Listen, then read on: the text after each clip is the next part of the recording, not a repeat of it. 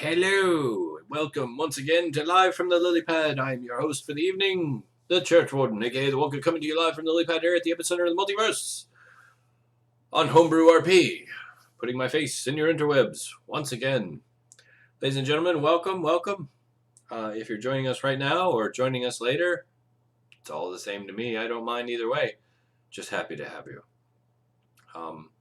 If you're new, this is just a little bit of a chat session where I hopefully help implement some ideas, thoughts, tips, and tricks to make your game that much better. Not that there's anything wrong with it to begin with, but hey, every little benefit counts, right? Hopefully we'll have a little fun along the way. To start with, I will just point out that if you look, nope, over there, nope, there it is. If you look over there, you'll see our cover art this evening is a wonderful little flask with a insanely wonderful little graphic. Courtesy of GameT.co.uk, they have a wonderful trove, a virtual dragon's hoard of gaming and geek-related items, from t-shirts and dice to candles and, well, alcoholic containers, if that's what you're into, like I am. Anyway, please be sure to check them out. And if, of course, you see anything that says, I really need to get this for the Church Warden, by all means, reach out. We'll work that out. One other note on the aside, the experience here is much more entertaining if you click on the Amazon widget on the stream there and tune in to the music that's playing in the background. Of course, we can't stream direct into what we're doing because of, copyright infringement, but this way we can actually share some music with you as we go. So tonight we're going to be exploring the concept of growing a leader. Now, this is a multifaceted concept, one that will cover you as a game master and you as a player, PCs and NPCs alike. Leadership is a huge part of the game, a huge part of history, a huge part of every creative, expansive process that you may go through. So just to start with, let's begin with what it means to be a leader as a game master. Now, it's very important as a game master, number one, first and foremost, that you don't ever let that concept go to your head. It's a group-oriented activity. It's a group-oriented game, and it's something that requires the interaction and abilities of everyone involved equally. Nobody is superior in that arena. However, as the game master, you are the game master. I used to joke with people and tell the preferred moniker for myself when I ran a game was God, the GOD, Games Operational Director. And it works. It works.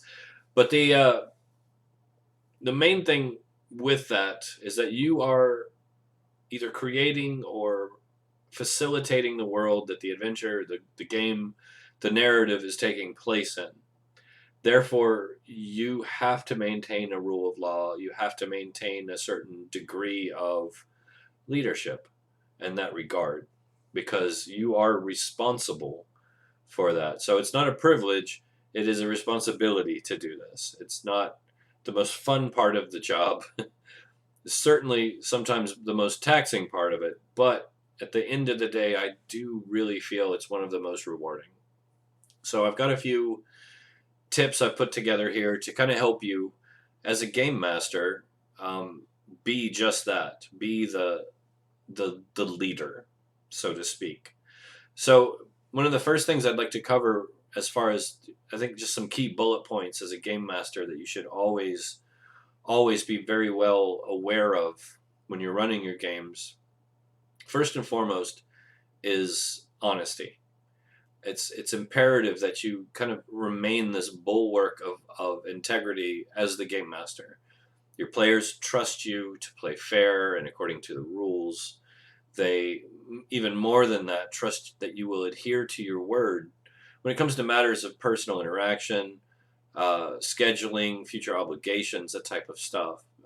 As a game master, you're going to be held to a tremendously higher standard of trust.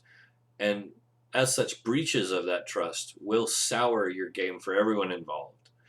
So if you break that word, it's just going to make it a less pleasant experience all around for you, for your players, and anyone involved, which will eventually lead to a downgrade of the fun and potentially a falling apart of your group, which it's horrible when it happens, but it does happen. Um, so when you build that trust by remaining honest, it leads to a multitude of benefits as well. The biggest ones um, means that the players will, as they trust you, will be more inclined to follow your lead. When you make assertions, which we'll go over in just a minute here, it'll make it easier for you to land them within with your audience in an open mind rather than a guarded one. So you will be the trusted mediator in this particular instance, and it's imperative that you maintain that level of trust by being honest. And of course, we're going to expand on this a little bit as we go as well. Another really, really big point in this is you really have to be accepting. You have to be welcoming. You have to kind of have an open arms policy, not an open door policy, but an open arms policy. Gamers themselves are a tremendously diverse ecosystem. And gaming, it has a profuse tendency to attract people from both the excluded facets of society, the more marginalized ones, as easily as it does the more common and accepted ones. It's this huge myriad of personalities from all over the spectrum. Um, it creates a community, a sense of community within that grouping, and being a community requires a degree of acceptance, and more than just a welcoming nature, but an understanding one. Gaming myself personally has introduced me to this widely diverse spread of people from all over the world, and it's one of the most gratifying parts of my rather long experience with gaming. I've been at this since probably around 1982. I think it was when I first had my first tabletop game, and obviously it stuck. Here I am, so many years later. We won't talk about how many years, but yeah, so many years later, and I'm still going. I'm still loving it. I'm still engaged in it enough to be doing this with you, like I am tonight. And I think I'm getting off topic, but my point is, it's introduced me to this widely diverse spread of people from all over the world, and in each of them, I have found merit and a powerful addition, not only to my games, but to my life as well. I have friends. Hi, Master Miss. Speaking of friends, I have friends from gaming that have outlasted my real life ones. I've seen tremendous growth in in people that and their breadth and their width and their scope of interaction and their ability to be dynamic as people as well as dynamic as their characters. And it's one of the most inspiring things to me to see is when somebody comes to my table and they start off shy or have a hard time integrating who they are into what they're doing, and they're nervous and they're not sure what to do, and then within a matter of a few weeks they're practically leading the party to victory on these epic quests, and they've become an integral part of the group, the community, and it's one of the most beautiful parts of the experience for me is to watch that unfold, and it really does. People are drawn into gaming for a lot of reasons, but if we're to be a community, then it's absolutely paramount that we embrace, that we accept, and protect one another in our diversity. It's our strength as people and an inspiration as a storyteller. So when I say you have to, as a game master and a player, you have to have an open arms policy, I mean it. You really have to accept the people at your table for who they are. And that's going to make the experience 10 million times more fun for everyone involved. And that kind of leads us to our next bullet point, let's call it, which is you have to be malleable, flexible. A big part of a successful game is going to be your ability to be flexible, not only on a personal level, but as a storyteller. The shifting narrative of a multi-person driven arc will inevitably go places that you have never intended or even sometimes imagined. And I've said it before, if it is at all possible, your players will, without a shadow of a doubt, derail your story. At some point, it's going to happen. They're absolutely the most talented people in the world at derailment. And when I say that, it's funny and we joke about it, but it's not a negative. It should never be a negative unless it becomes fully disruptive. Um, Sometimes it pays to let your players drive for a bit. Give them the wheel, see where they take it, see where they go, and if it's an uninhibited freedom, more often than an arc, the arc is going to take a turn for the better. The story arc is going to become more personal. It's going to become more of a group narrative, and in doing so, your players will feel like an integral and important part of the world and the story that you've created. And this is what I mean when I say you have to be flexible. You have to be able to think and adapt on the fly, and you have to be knowledgeable about the world that you're uh, playing in enough so that you can maintain enough structure when it goes off the rails that your players don't feel like you're just spinning random bits off the top of your head. Um, and this is a challenge. This is a challenge for new DMs. This is a challenge for old DMs alike. It is not easy to do, but uh, prep work is a huge thing if you have the time. But know the material is the best advice I can give you. If you are running a module or a box set, read the whole thing, make notes, get a highlighter, go nuts, but know it backwards and forwards, because I guarantee one of your players, maybe not this time, but down the road eventually, is going to know more about it than you do if you're not careful. And that can be a little dangerous as far as a potential disruption to your game. It shows that you may not be on the level with what's going on, and they need to believe that the narrative is an ongoing structure, even if it's off the rails. Never let them see you sweat. So, another big key element, I think, and this one's actually kind of fun, and you're starting to see it more and more now with the popularity of tabletop gaming growing, with Critical Role and acquisitions, and all these bigger names that are starting to come onto the forefront and become practically household names, at least for gamers. One of the things that they're all doing right, and it's something that you can do too. It may be on just more personal level. It may not get you big and blown up and famous.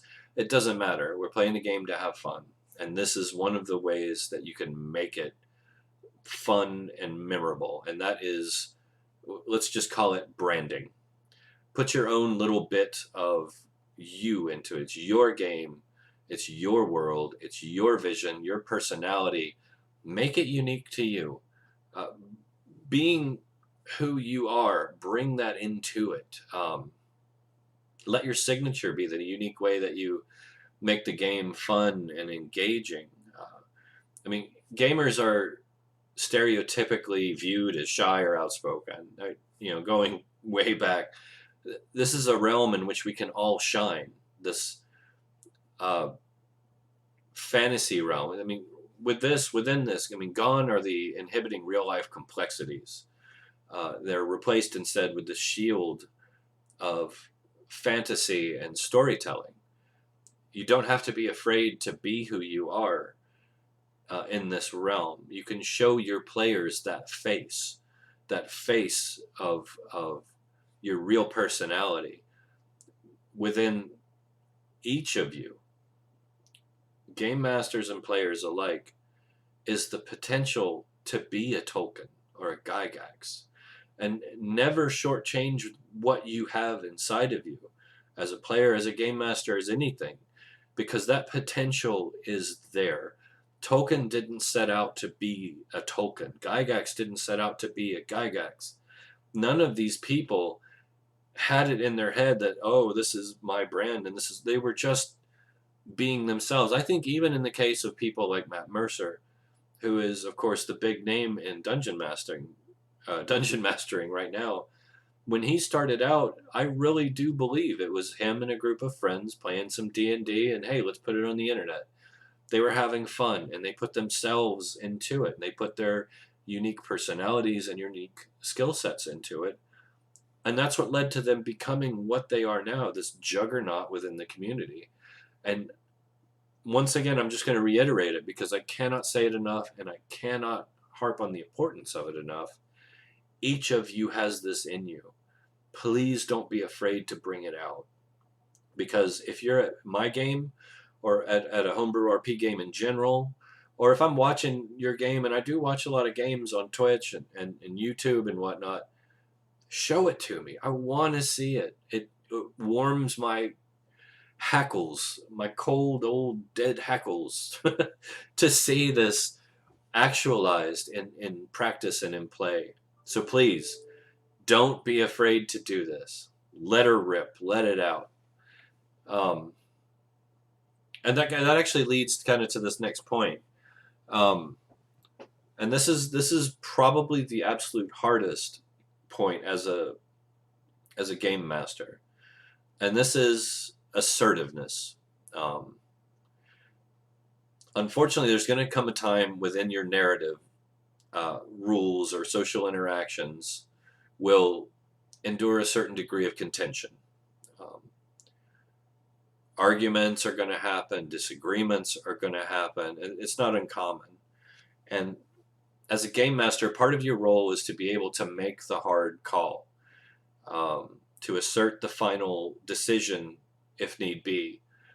Now, while some of this may seem counterintuitive to like some of my previous points, there's still a greater picture that you have to keep in mind here. And that's the game itself does have rules. Number one, the rules are in play for a reason. And even if though the rules traditionally have always been flexible, they are still there to maintain a certain streamlined experience that doesn't take forever to do the slightest thing. And there's certain parts of the game that drag on a good bit already, but that's just the nature of it. It's important to keep in mind that aside from the rules, that there's a whole group of people involved too, and each one of them is having a unique experience, and each one of them deserves to have the best time possible. So if one or two people are fighting, it stalls the whole thing and makes the situation unenjoyable for everybody else. And it's going to happen, and it's going to happen. This is kind of the point I'm getting at. The more you let your game get bogged down in this mire of discontent or rules lawyering or whatever have you, the less your game is actually getting played. And once again, it's a game. We're playing the game to have fun. And if it's bogged down with negativity, nobody's having fun. So this is where there comes a time when you have to put your foot down and say, this is how it is, move forward. And once again, like I used to joke around and tell people, like, I wasn't the game master, I was God, the game's operational director. And that's exactly the kind of point I was making. As the game's operational director, I would always listen to your points of contention. I would always keep an open ear to your concerns and always take them into consideration. But at the end of the day, the game master's rule is law, and that has to be an understanding in there that is accepted. And I think if you have your players' trust and respect based upon the previous things that we've discussed, it won't be a problem. When you step in calmly and assertively and respectfully and stop things from happening or going out of control and say, this is how it is, let's move on, they're going to respect you. So don't be afraid to be assertive as long as it is respectful and compassionate, which is my next and final point as far as game mastering goes. And that's compassion. And this is arguably one of the most important ones. Um, the best way I can really put this is always listen and consider. Read the table. You have to be able to read the table in a way that keeps you centered on the desires and hopes of the people there. As a game master, you are a catalyst for the story machinations. You're not a dictator.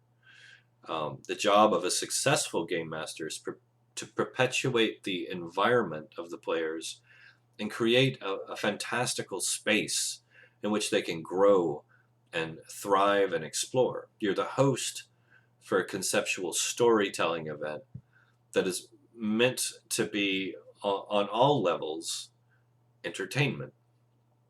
To entertain requires a degree of empathy and consideration for your audience, who in this case are your players.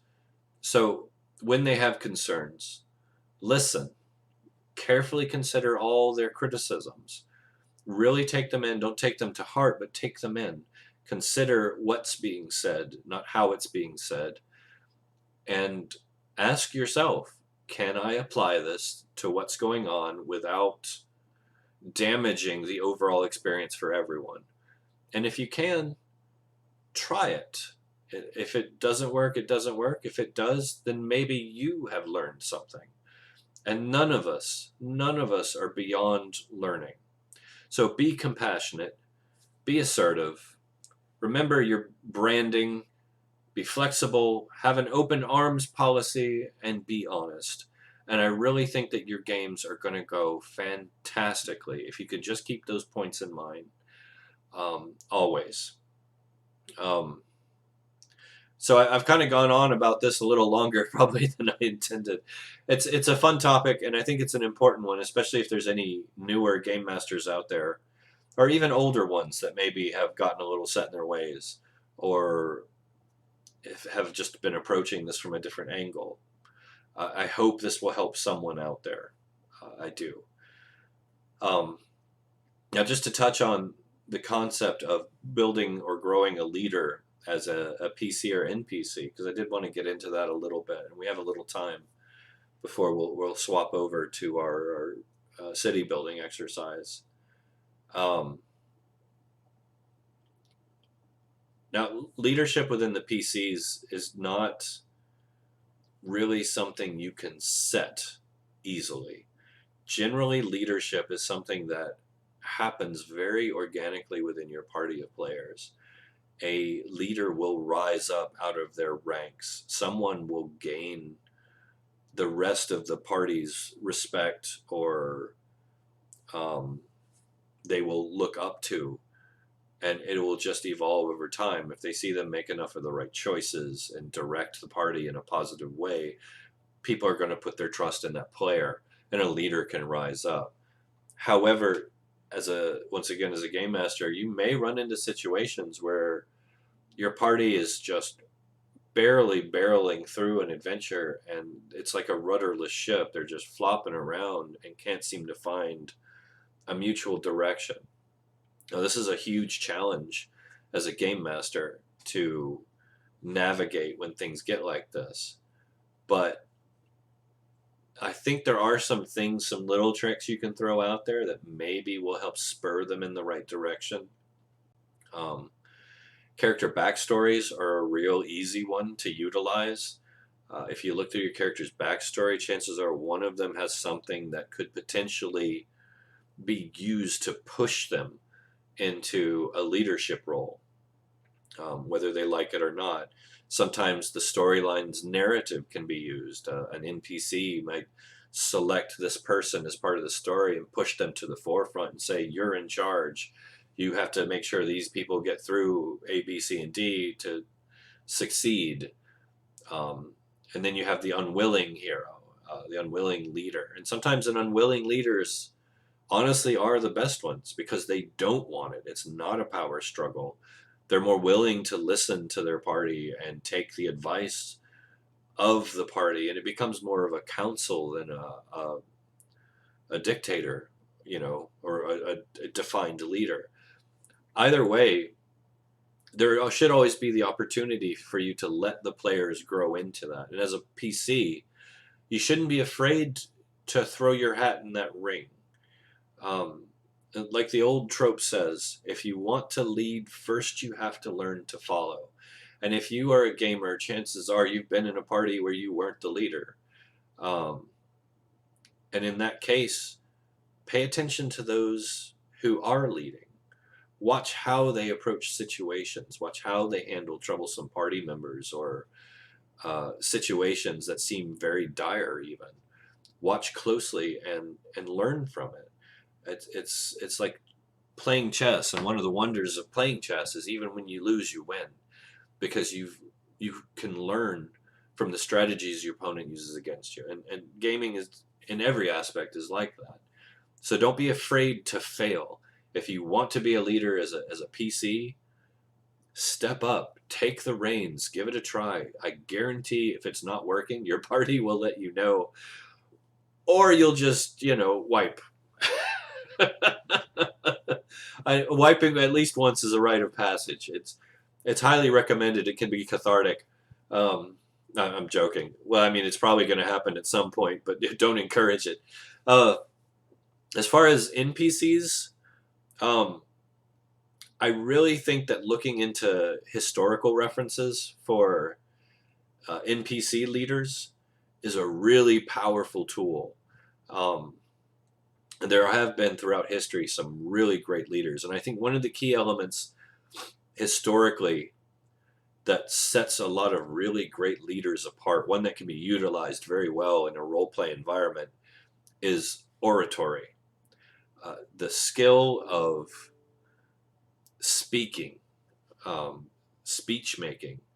I mean, go back and read some of the speeches of people like Alexander the Great. I mean, we didn't call him Alexander the Okay. He was Alexander the Great.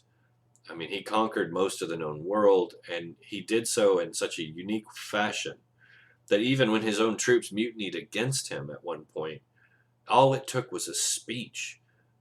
And at the end of that speech, these mutineers, these people who were so dissatisfied with him at that moment that they were about to turn around and abandon him and walk home, all it took was one speech, and those troops wept and reconciled by the end of it, just weepingly apologetic. And that's what I mean, like the ability to turn a tide without raising a sword, the ability to inspire people to want to follow you versus to threaten them to follow you or to pay them to follow you is a skill that is so powerful and so unique. And that's where you get charismatic and intelligent fighters versus, the brutes or the quick. Um, they have a place, and this is that place. The charismatic strategist that can direct troops in a powerful way. A leader is a traditional role within a party. It doesn't have to be a fighter. It can be anyone, obviously, but it offers a chance to really kind of go with a unique build opportunity as a PC or an NPC. So once again, that being said, I think if you take what I've said tonight to heart, the advice I've given, maybe sit down and try your hand.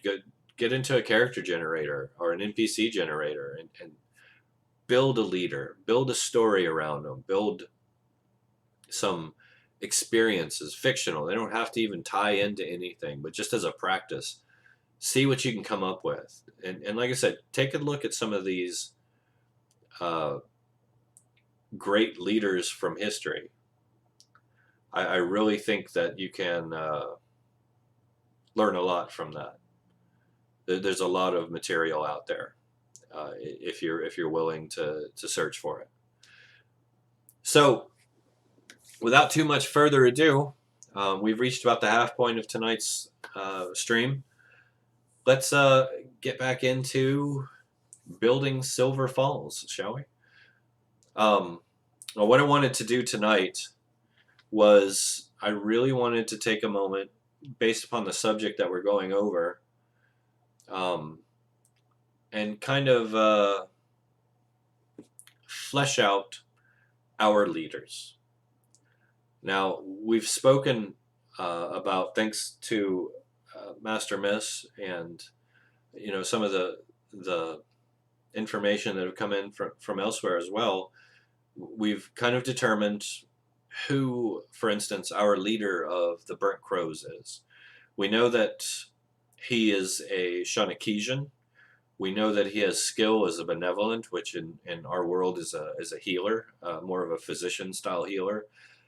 In this case, focused on psychological medicine, and that they use this particular skill set and position to not only hide in plain sight within the town that they are trying to seed dissension within, but they actually use that position to twist facts and plant stories and bolster fears that already exist about certain things that live in the woods and the dark places beyond the borders of the city, giving the Burnt Crows, which is our terror cell, the Shanakesian terror cell, pretty much carte blanche to work outside of the eyes of the law and to move goods and people and whatever they need under cover of not only the environment but the story. We also discussed that the Burgermeister and potentially the council as well is fully aware of what's going on, but they hide that fact from the general populace. They don't want to empower the terrorists by building further fear with public knowledge. So tonight, let's work on fleshing our Shanakesian leader out, and hopefully, if we have time, which we should, hopefully, if we have time, we'll also flesh out the Burgermeister.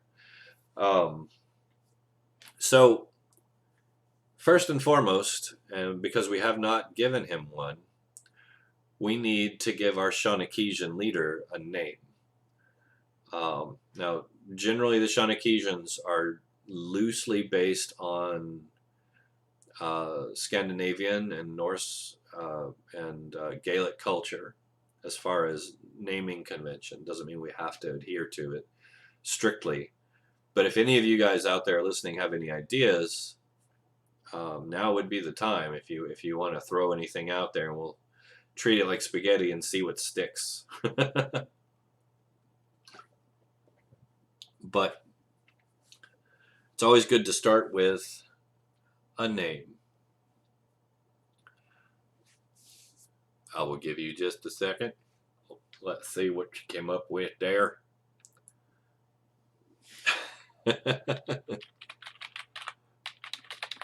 I'm going to pull up a couple notes while you guys think.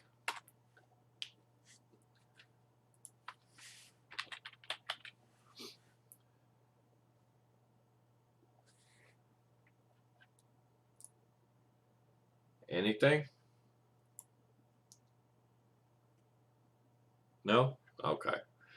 Well, I'm going to go with this then. We're just going to go with Biena.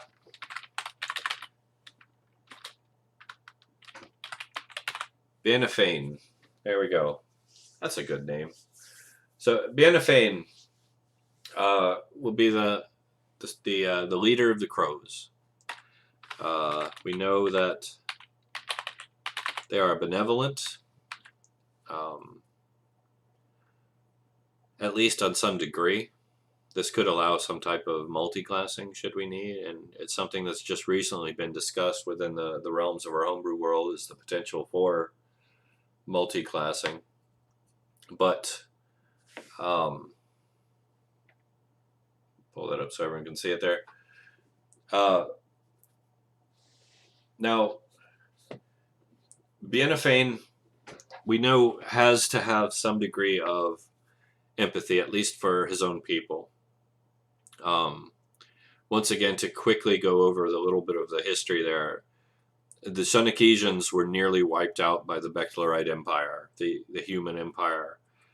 And in doing so, the entire race was scarred um, multi generationally.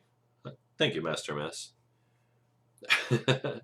um, and that being said, it's very hard for them to hide in plain sight. There's nothing illegal about them existing. They know that some of them do exist, but they generally live in hiding. Um, and considering they were at one time one of the most beautiful races on the planet, there is a degree of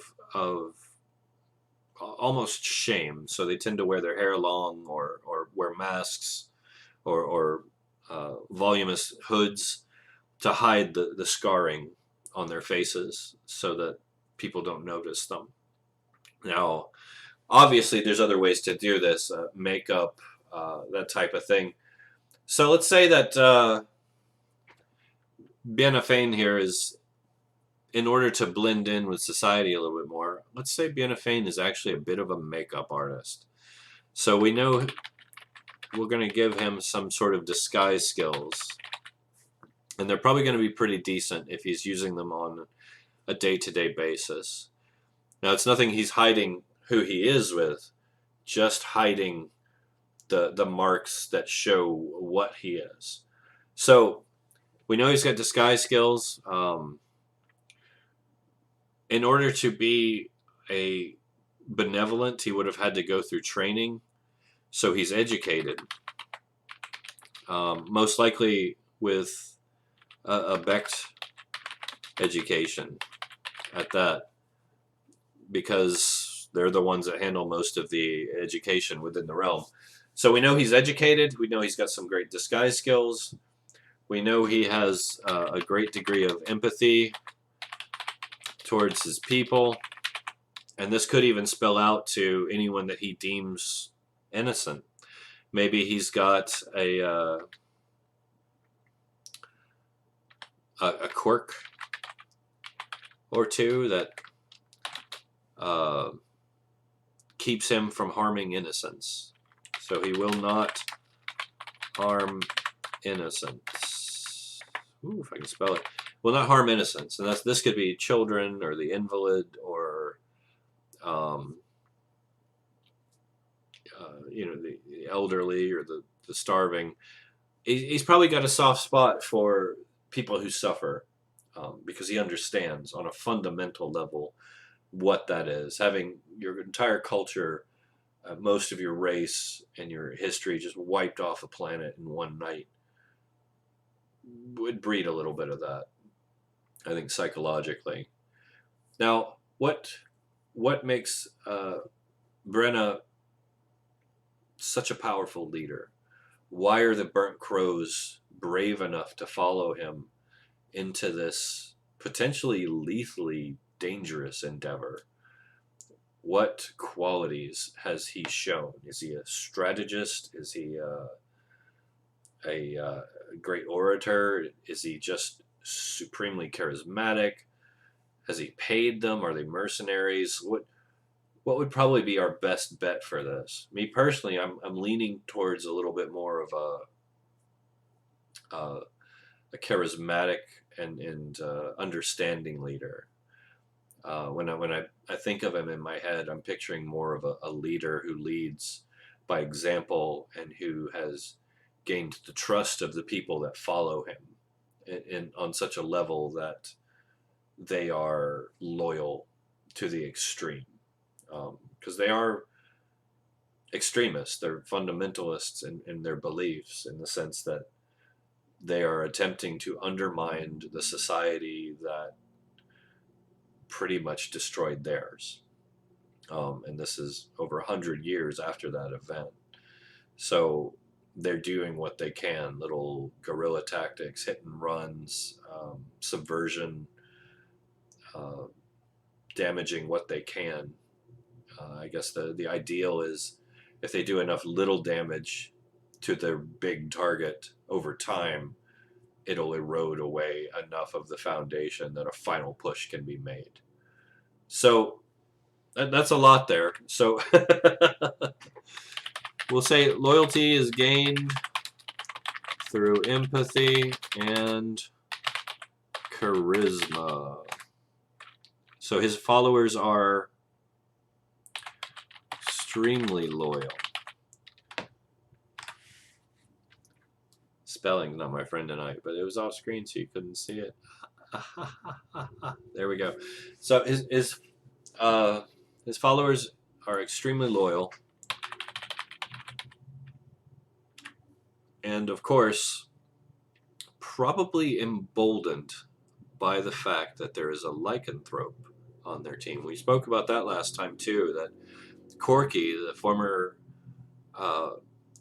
half of the founding pair of this very town, was exiled after a fight with the other founding member, Kangas, and in doing so, was infected with lycanthropy out in the woods and has been living out there this whole time.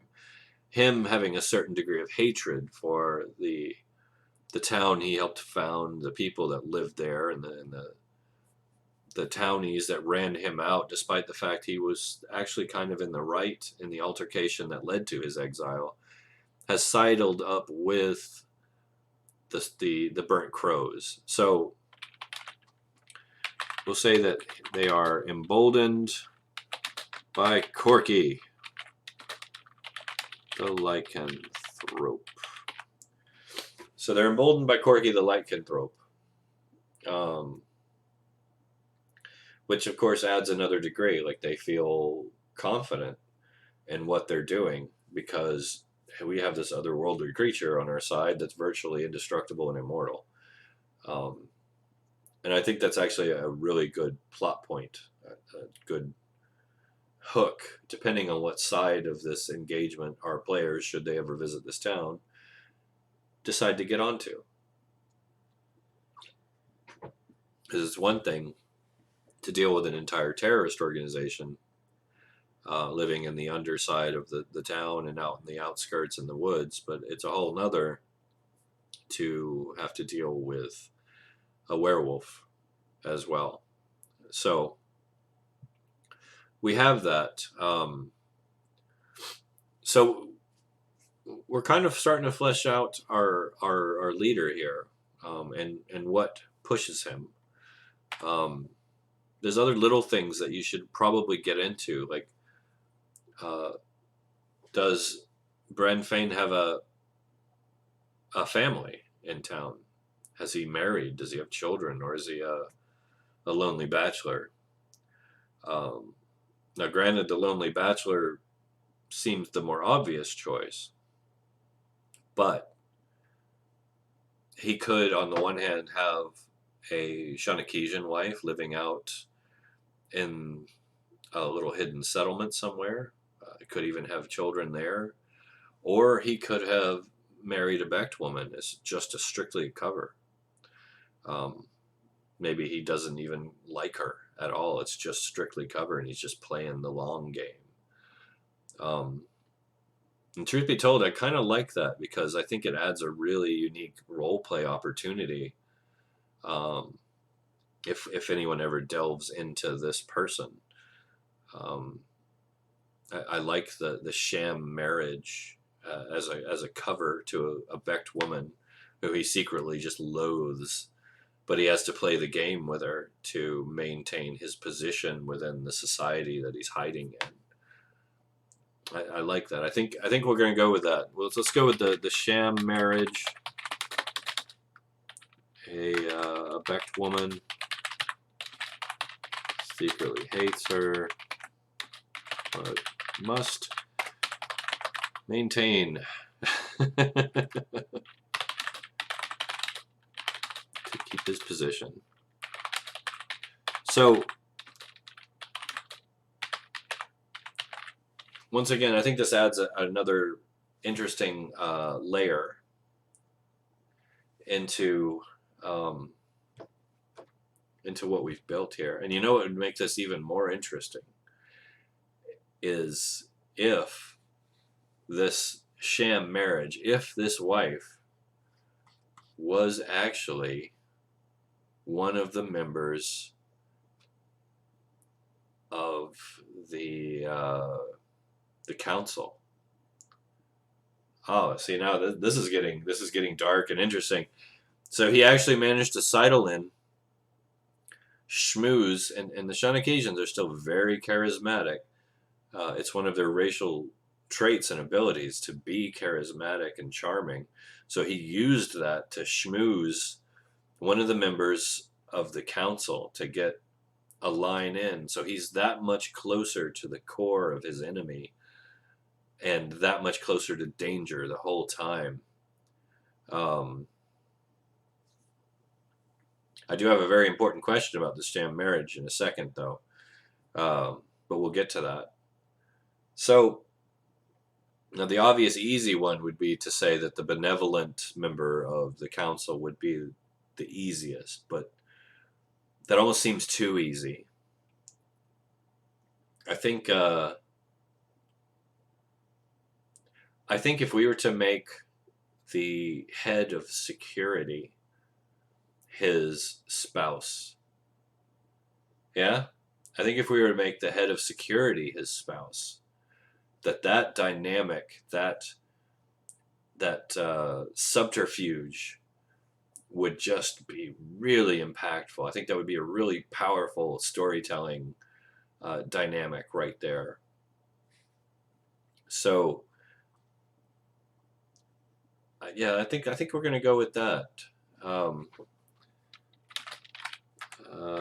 Spouse is head of security on the council. All right. See, now that's going to add a whole new level to this.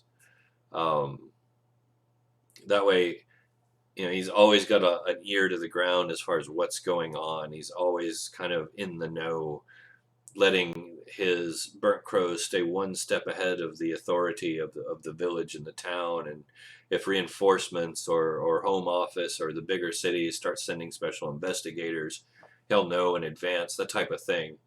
So we're really, really opening up some interesting moments here. But my question that I mentioned earlier is he hiding what he is from his wife constantly? And if so, how? Because that becomes much more difficult. Maybe they're estranged and they stay apart, like sleep in separate rooms, and even she knows it's a bit of a sham, but provided the head of security is a she. We haven't really discussed any of that, but it's irrelevant at this point.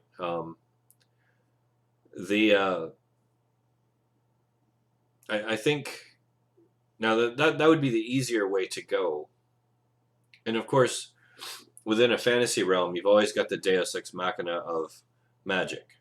Now, magic is extremely scarce and very rare in my world because the nature of it is actually illegal. It does still exist, however, and there are ways to get a hold of it.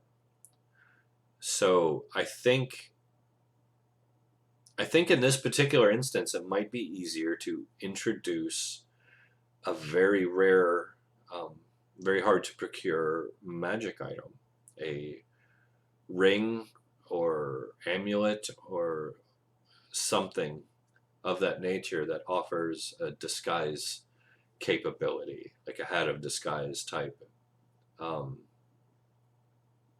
Spouse rolled a 1. That'd be a lot of ones. Spouse is blind and head of security. That is a possibility. Although, thinking of the long term, that would have to be a lot of ones. I think even on my worst day, I couldn't roll that bad. I would hope.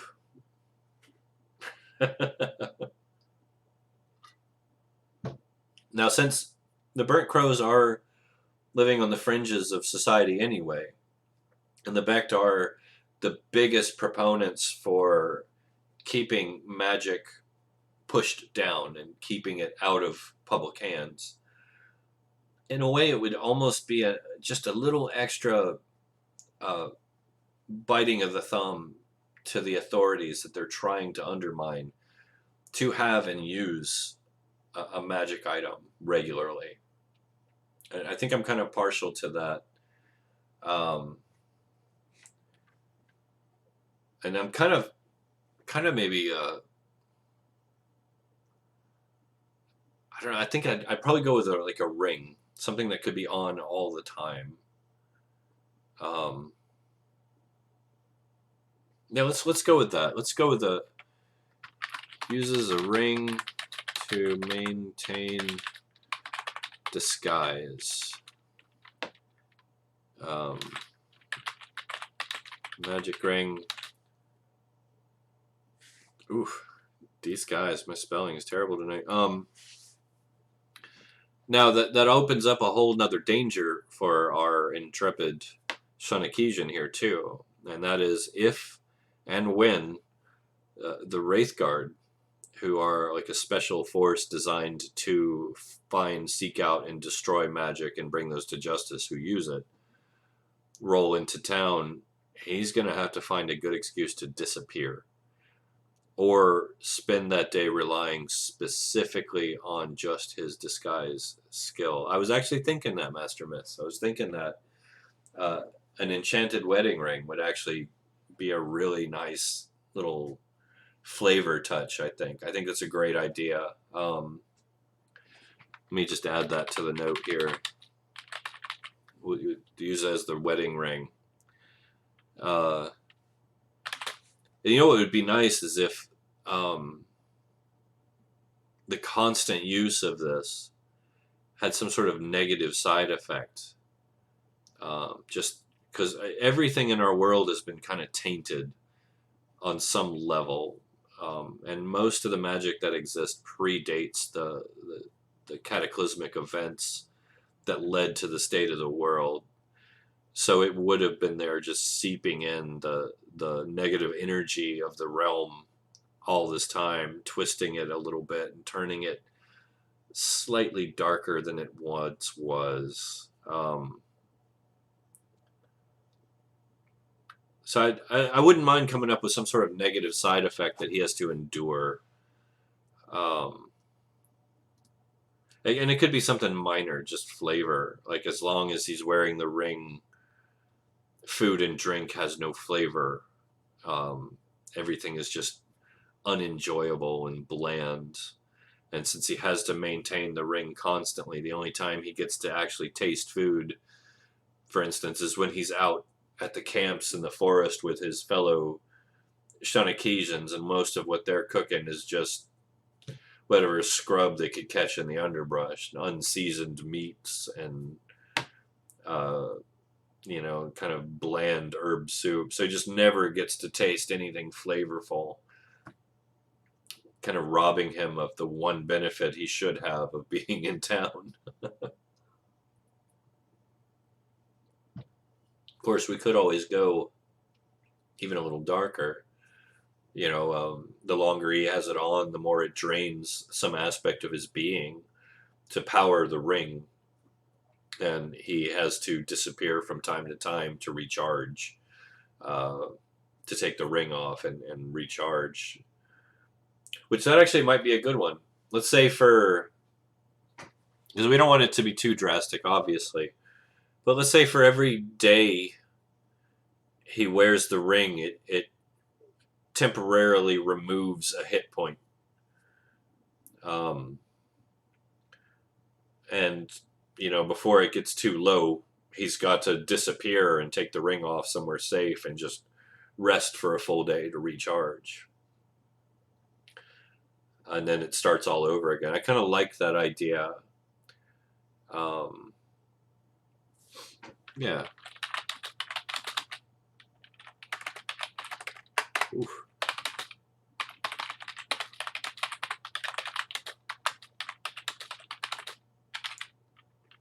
Yeah, let's put that on a effect, side effect. So now we have a side effect. We have a little bit of a torment to him. We have this tremendous subterfuge going on within the town. Um, we know that he's empathetic. He won't hurt the innocent. We know that he's married, but it's a sham. We know that he's enduring the draining effects of a magic ring to keep up this ruse. He's underhanded enough to use his position within the benevolence, one that he actually had to go and get educated and certified to do in the Becht educational establishment, but still willing to utilize that skill to twist the minds of the people that he's supposedly treating in just such a way as to protect his actual goings on. We also know that he has a personal relationship with one of the founders of the town, still alive in the guise of a lycanthrope, Corky. Um, and I think that we've built something really, really kind of powerful with this. I kind of like this character concept. Miranda Fane, um, I think we have a good basis here. Um, we want Brianna to be competent enough at their job that they can actively treat the maladies that um, they have been affected by. But we'll have to look into that. But I think what I'd like to do, and this is going to be a little bit of an experiment with our homebrew, is I think I would like to give Bran Fane a level or two of Arcanist, which is a specialized class within our homebrew realm, kind of like a mix between a mage and a tomb raider. Since magic is illegal, you can't just apprentice anymore. They have to actually go to these dark ruins and tombs and whatnot and delve down deep and find the magic that they want to use and trade and sell. So let's. I'd like to give him a level or two of Arcanist and then the rest in Benevolent. I think that would make for a really interesting spy build. That's just basically what our NPC here is a spy of sorts, a, a master of espionage. Once again, I like this concept.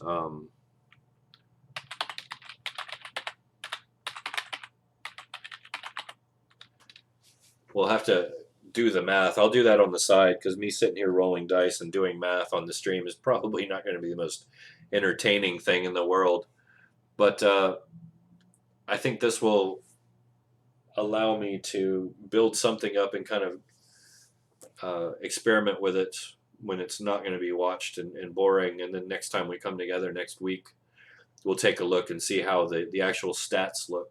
I'll roll out some stats, build the actual character sheet, and we'll take a look at it together next week and see what we can come up with. And I will say this in the meantime, since we are kind of starting to run out of time, we didn't get a chance to get to the Burgermeister. So if any of you listening or watching or even after the fact come into this, if you have any ideas about who our Burgermeister is, let's hear what you got to say. If any of you want to try your hand at rolling a character, get in touch with me through Twitch or Discord or any of our social media. The links are down below. Join us in our Discord. We'll talk it up and see what we can come up with. I think our Burgermeister should be more than meets the eye. I think they should be not just a dumpy politician, but somebody who earned their place at that table and somebody who is competent and not just a bad guy fighting these poor downtrodden Shanakesians, but somebody who, in their own right, wakes up every day and says, "I'm doing the right thing for my people." I'd like to see a character like that develop around the Burgermeister, because um, I think it would be interesting to have that dynamic coming to bat between these two archetypes that genuinely both feel that they are in the right. None of them are necessarily a clear cut bad guy, and in that sense, when we have a decision to make as a party, or when they come head to head, that dynamic struggle not only puts them both on equal footing in a conflict, but it puts the party in a unique position where they not only have to decide what side they want to be on, but they have to decide what is right within their moral compass, not just what is good and evil, but what is right within what they believe. Is this Burgermeister just trying to do the right thing? Have the Burnt Crows gone too far, subjugating this little burg who's done nothing directly to them or their people? Or are the Shanakesians righteous in their efforts to undermine the society that nearly wiped them off the planet? Are they fighting for the good cause, fighting the good fight? I'd like to hear your thoughts on it. I'd like to hear what you can do creating the Burgermeister. Like I said, send those to me. Pop in and say hi. And of course, as always, this has been a lot of fun. Thank you guys very much for joining me. I think we're going to go ahead and shut her down and close the gates. Make sure you're out. You don't want to get trapped here with me, the Church Warden, aka the Wonku, coming to you live from the Lily Pad here at the epicenter of the multiverse on Homebrew RP. Putting my face in your interweb. Thank you. Good night. We'll see you next week.